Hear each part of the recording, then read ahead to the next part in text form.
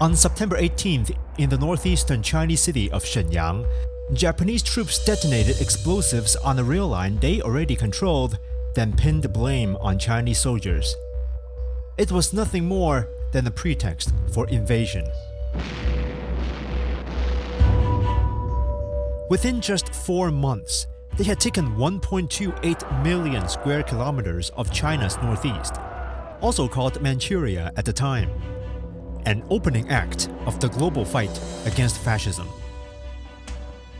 The Japanese invasion of Manchuria in 1931, or the Italian invasion of Ethiopia in 1935, or the expansion of Germany in the late 1930s, those individual wars eventually get combined into a world war.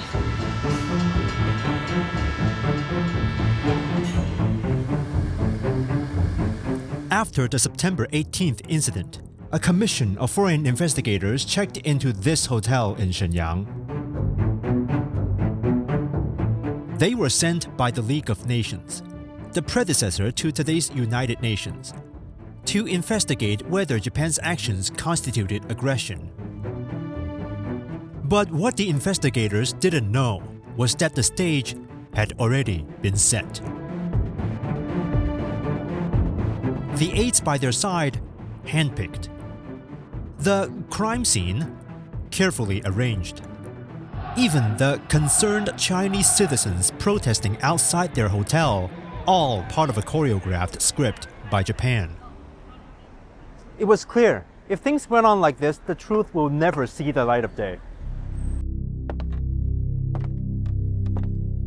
That's when a group of Chinese civilians undertook a daring clandestine operation. We went to their base to recreate part of their true story. Inside this community center not far from where the commission was staying, a group of women sat around an organ and were sharing thoughts on music.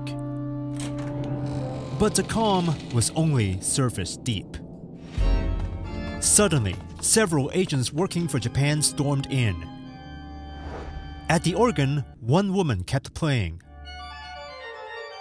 But with barely a pause, she shifted into a melody she had long rehearsed for this very moment.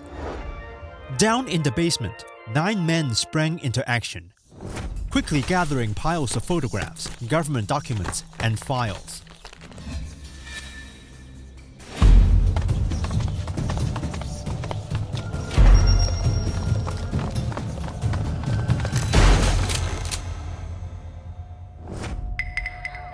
The men also had cards up their sleeves to evade the agents.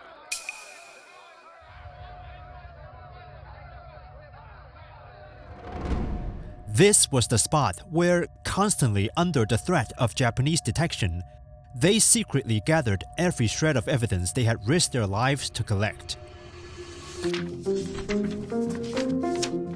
All of it went into a plain cloth bag, stitched with one word in English: truth. Then, through a trusted foreign friend, they smuggled it into the hands of the League of Nations Commission. These 9 intellectuals were led by Communist Party member Gong Tianmin. 这9个人呢，他们都有正当的职业，又有每个人的亲笔签名，虽然这个签名呢，可以说是把自己签到了一个死亡簿上，但是呢，他们这样有英文的说明，有英文的目录，而且又有国际友人作为背书，这样呢，作为国联调查团报告书的一个法律依据，是这个比较完备的。On February 24th, 1933, the League of Nations voted 42-1. Japan had violated international law. Found that the Japanese occupation of this large part of China was not justified on the ground of self-defense. In response, Japan became the first country to withdraw from the League. When Japan learned of the 9 patriots' deeds, the men paid a heavy price. 8 of them were captured and tortured, but not one yielded before they were released. The Chinese later came to know them as the Nine Gentlemen of Shenyang. 我们现在看到的就是国际上有关于9·18事变的一些报道，像有德国、有苏联、有美国、比利时。那当时他们实际上对这个事件是谴责的，但是采取的却是随性政策，也就助长了日本法西斯的侵略气焰。Imperial Japan labeled its aggression in northeast China merely as an incident. But for the Chinese people, this was war.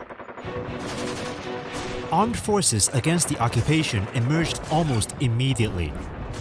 Their fight would last 14 years until the end of World War II, becoming the longest continuous armed resistance of the entire conflict.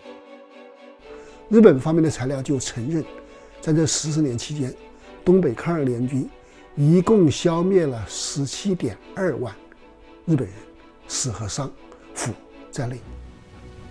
The September 18th incident of 1931 marked the start of China's 14-year war of resistance against Japan. Soon, the flames of war would spread across the rest of the country.